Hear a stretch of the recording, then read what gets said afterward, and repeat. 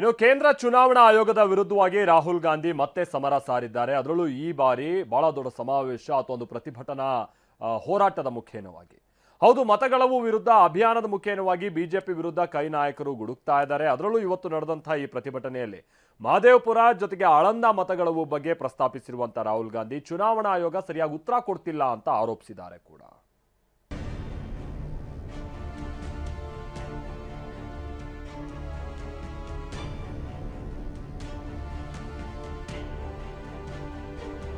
ಮತಗಳ್ಳತನದ ವಿರುದ್ಧ ದೆಹಲಿಯಲ್ಲಿ ಕಾಂಗ್ರೆಸ್ ರಣಕಹಳೆ.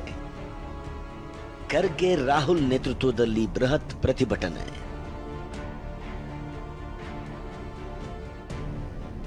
ವೋಟ್ ಚೋರಿ. ಬಿಹಾರ ಚುನಾವಣೆಗೂ ಮುನ್ನ ಕೇಂದ್ರ ಚುನಾವಣಾ ಆಯೋಗದ ವಿರುದ್ಧ ರಾಹುಲ್ ಗಾಂಧಿ ಹೈಡ್ರೋಜನ್ ಬಾಂಬ್ ಸಿಡಿಸಿದ್ರು. ಲಕ್ಷಾಂತರ ಜನರನ್ನ ವೋಟರ್ ಲಿಸ್ಟ್ನಿಂದ ಅಳಿಸಿ ಹಾಕಿದ್ದಾರೆ. ಬ್ರೆಜಿಲ್ ಮಾಡೆಲ್ ಫೋಟೋ ಅಳವಡಿಸಿರುವುದನ್ನ ರಾಹುಲ್ ಗಾಂಧಿ ದಾಖಲೆ ಸಮೇತ ಬಯಲು ಮಾಡಿದ್ದರು. Aland is constituency in Karnataka. 6,018 votes. Somebody tried to delete 6,018 votes. We don't know the total number of votes that were deleted in Aland in the 23 election. They are much higher than 6,018. But somebody got caught deleting 6,018 votes. ಇದೀಗ vote ಚೋರಿ ವಿರುದ್ಧದ ಮುಂದಿನ ಹಂತವಾಗಿ ರಾಜಧಾನಿ ದೆಹಲಿಯ ಕೇಂದ್ರ ಭಾಗದಲ್ಲೇ ಚುನಾವಣಾ ಆಯೋಗದ ವಿರುದ್ಧ ಕಾಂಗ್ರೆಸ್ ಸಮರ ಸಾರಿದೆ. ಎಐಸಿಸಿ ಅಧ್ಯಕ್ಷ ಮಲ್ಲಿಕಾರ್ಜುನ ಖರ್ಗೆ ಹಾಗೂ ಲೋಕಸಭೆ ವಿಪಕ್ಷ ನಾಯಕ ರಾಹುಲ್ ಗಾಂಧಿ ನೇತೃತ್ವದಲ್ಲಿ ಬೃಹತ್ ಪ್ರತಿಭಟನೆ ನಡೆಸಲಾಯಿತು. ದೆಹಲಿಯ ರಾಮಲೀಲಾ ಮೈದಾನದಲ್ಲಿ ನಡೆದ ಪ್ರತಿಭಟನೆಯಲ್ಲಿ ಎಲ್ಲಾ ರಾಜ್ಯಗಳಿಂದ ಕಾಂಗ್ರೆಸ್ ನಾಯಕರು, ಕಾರ್ಯಕರ್ತರು ಸಾವಿರಾರು ಸಂಖ್ಯೆಯಲ್ಲಿ ಭಾಗವಹಿಸಿದ್ದರು. ಕಾಂಗ್ರೆಸ್ ನಾಯಕರು ಚುನಾವಣಾ ಆಯೋಗ ಹಾಗೂ ಕೇಂದ್ರ ಸರ್ಕಾರದ ವಿರುದ್ಧ ವಾಗ್ದಾಳಿ ನಡೆಸಿದ್ದಾರೆ. और दूसरी तरफ वोट चोरी, ये गद्दार लोग हैं. इन गद्दारों को आपको हटाना होगा. अगर आप अपनी सुरक्षा कर लेना है, आप मजबूत बनना है, तो इन गद्दारों को हटाओ. उसके लिए ही राहुल गांधी जी ने 600-800 किलोमीटर उन्होंने चला.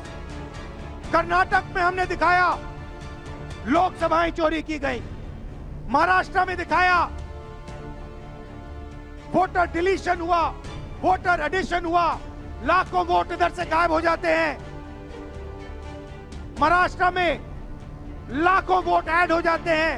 हम इलेक्शन कमीशन से पूछते हैं, कोई जवाब नहीं मिलता.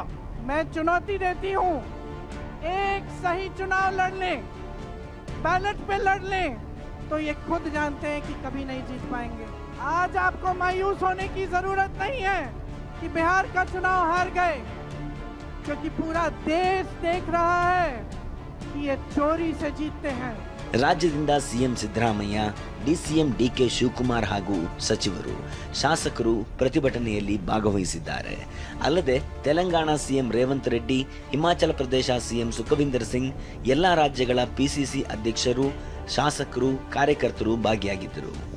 ಪ್ರತಿಭಟನೆಗೂ ಮುನ್ನ ಮಾತನಾಡಿದ ಕಾಂಗ್ರೆಸ್ ನಾಯಕರು ಬಿಜೆಪಿ ಹಾಗೂ ಚುನಾವಣಾ ಆಯೋಗದ ವಿರುದ್ಧ ಕಿಡಿಕಾರಿದರು. ಸುಪ್ರೀಂ ಕೋರ್ಟ್ ಅವರ ತೀರ್ಮಾನದ ನಂತರ 65 ಲಕ್ಷ ವೋಟ್ ಇವರು ಡಿಲೀಟ್ ಮಾಡಿದರು.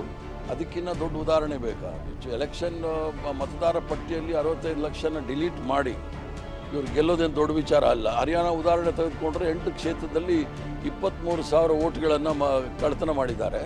ಆದ್ದರಿಂದ ಅವರು 0.5% ಗೆದ್ದಿದ್ದಾರೆ. ನಮ್ಮ ತನಿಖಾ ವರದಿಯಲ್ಲಿ ಗೊತ್ತಾಗ್ತದೆ ಅವ್ರು ಏನೇನು ಹೇಳ್ತಾರೆ. ಅವರು ಚುನಾವಣಾ ಆಯೋಗವನ್ನು ಉಪಯೋಗ ಮಾಡಿಕೊಂಡು ಯಾವುದೇ ಸಹಕಾರ ನೀಡದಂಥ ಕೆಲಸವನ್ನು ಮಾಡಿದ್ದಾರೆ. ಹಾಗಾಗಿ ಇವತ್ತು ಅವ್ರಿಗೆ ಹೊಟ್ಟೆ ಕಡಿತಾ ಇದೆ, ಸಿಕ್ಕೊಂಡು ಬಿದ್ದಿದ್ದಾರೆ.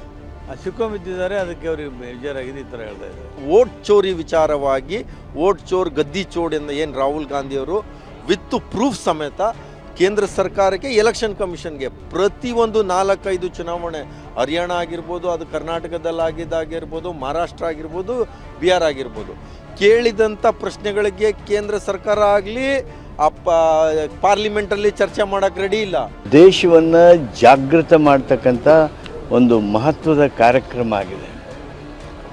ಪ್ರಜಾಪ್ರಭುತ್ವದಲ್ಲಿ ವಿಶ್ವಾಸಾರ್ಹತೆಯನ್ನು ಕಡಿಮೆಗೊಳಿಸ್ತಕ್ಕಂಥ ಏನು ಚಟುವಟಿಕೆಗಳು ಇಲೆಕ್ಷನ್ ಕಮಿಷನ್ನಿಂದ ನಡೆದಿವೆ, ಕೆಲವು ಆಸಕ್ತ ಜನರಿಂದ ಏನು ನಡೆದಿವೆ, ಅದಕ್ಕೆ ಕೇಂದ್ರ ಸರ್ಕಾರದ ಏನು ಬಲ ಸಿಗ್ತಾ ಇದೆ, ಆ ಎಲ್ಲ ಮಾಹಿತಿಗಳು, ಆ ಎಲ್ಲ ಘಟನೆಗಳ ಹಿನ್ನೆಲೆಯೊಳಗೆ ದೇಶವನ್ನು ಜಾಗೃತ ಮಾಡುವ ಕೆಲಸ ಮಾಡ್ತಾ ಇದ್ದೇವೆ.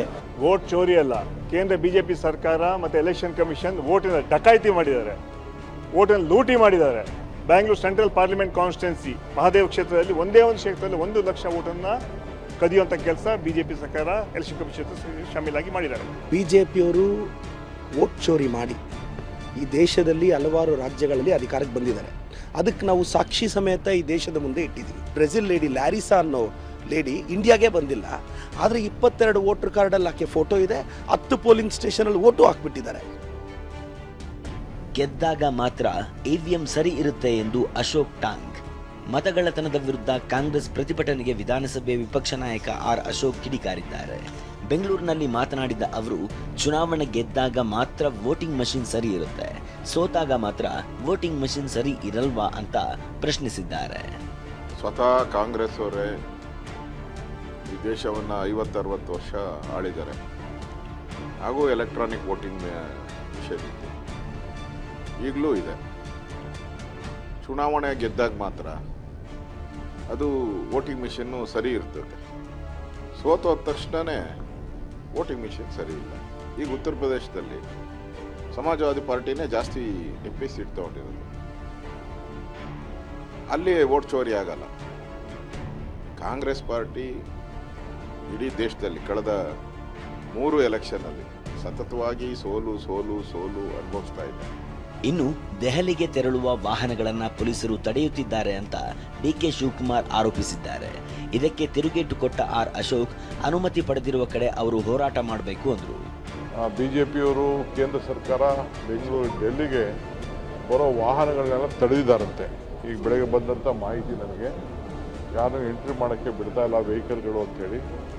ಸೊ ಯಾಕೆ ಈ ಥರ ಮಾಡ್ತಾ ಇದ್ದಾರೆ ಗೊತ್ತಿಲ್ಲ. ಎಷ್ಟು ಸಾವಿರ ಜನ ಸೇರ್ತಾರೆ, ಯಾಕೆ ಇಷ್ಟು ಗಾಬರಿ ಮಾಡ್ಕೊಳ್ತಾ ಇದ್ದಾರೆ ಬಿಜೆಪಿ ಕೇಂದ್ರ ಸರ್ಕಾರ ಅಂತ ಗೊತ್ತಿಲ್ಲ. ಇವ್ರಿಗೆ ಯಾರು ಹತ್ತಿಕ್ಕಕ್ಕೆ ಹೋಗ್ತಾರ್ರಿ? ಎಲ್ಲಿ ಅನುಮತಿ ಇದೆಯೋ ಅಲ್ಲಿ ಅನುಮತಿ ಇರೋ ಜಾಗದಲ್ಲಿ ಹೋಗಿ ಮಾಡಿಕೊಳ್ಳಿ. ಯಾರು ಇವ್ರನ್ನ ತಡೀತಾರೆ? ಪ್ರಜಾಪ್ರಭುತ್ವವನ್ನು ನಾವು ನಂಬಿರೋರು. ಇವ್ರಂಗೆ ಪ್ರಜಾಪ್ರಭುತ್ವವನ್ನು ಗೌರವಿಸಿದಂಥ ಪಕ್ಷ ಅಲ್ಲ. ಪ್ರಜಾಪ್ರಭುತ್ವವನ್ನು ಈ ಕಾಂಗ್ರೆಸ್ ಸರ್ಕಾರ ಕರ್ನಾಟಕದಲ್ಲಿ ಏನಾದ್ರು ಗೌರವಿಸ್ತಾರ? ಅವರ ಭಾಷೆಗಳು, ಅವರ ನಡವಳಿಕೆಗಳು ನೋಡ್ರಿ, ಅಬ್ಬಬ್ಬ.